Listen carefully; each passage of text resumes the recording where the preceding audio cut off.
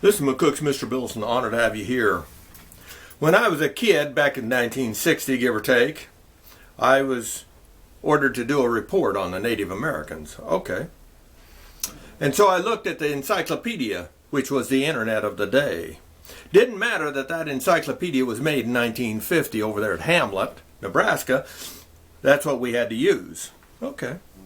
With that in mind, though, it said that 1 million Stone Age people lived in America when Columbus landed here. 1 million.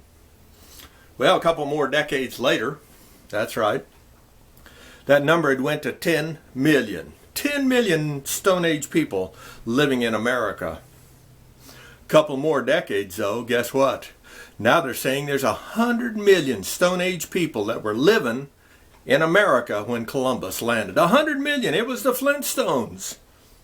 Yeah, you better take it with a grain of salt when they tell you numbers, any numbers. An example, after World War II, the concentration camps were found. And it was said in that encyclopedia, that's right, 1950 encyclopedia, that 11 million Jews had been killed in concentration camps. 11 million Jews.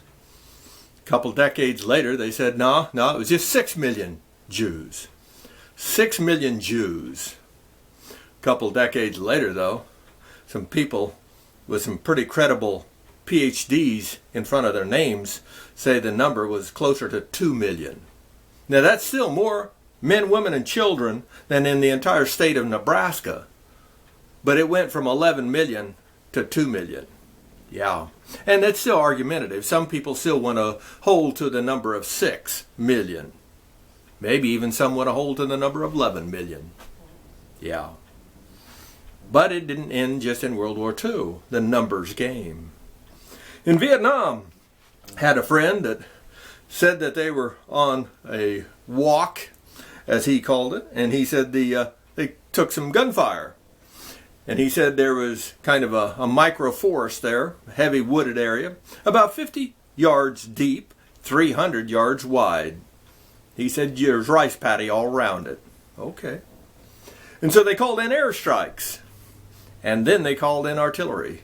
For 2 days, that little bitty area of 50 yards wide, 300 yards long, was turned into powder, if you will. Shelled and shelled and shelled. Absolutely. Guy with brass on his shoulders said nothing on earth could have lived through that. They walked up there to count the dead, and a doe and a fawn ran out of there. Somehow, you talk about a miracle, but the doe and the fawn survived that heavy shelling for 2 days. Well, they got up there and they counted the dead, and there was 2 Viet Cong, 2 enemy soldiers. But by the time they got the report written of that terrible battle, they'd killed 130. They'd killed 130 Viet Cong. Yeah.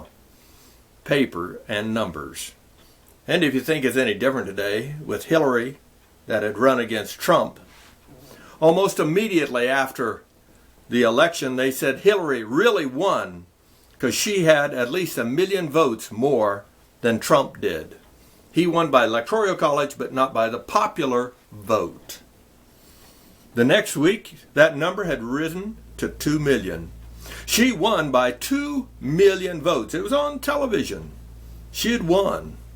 He won the electorals, but she won the popular vote. That's right. By the 3rd week, you guessed it, she had won by 3 million votes. The news media said it. Yeah, it's got to be true then, huh? No matter what you hear, you take it with a grain of salt and then take a chill pill and enjoy life the best way we possibly can, ignoring them every chance we get.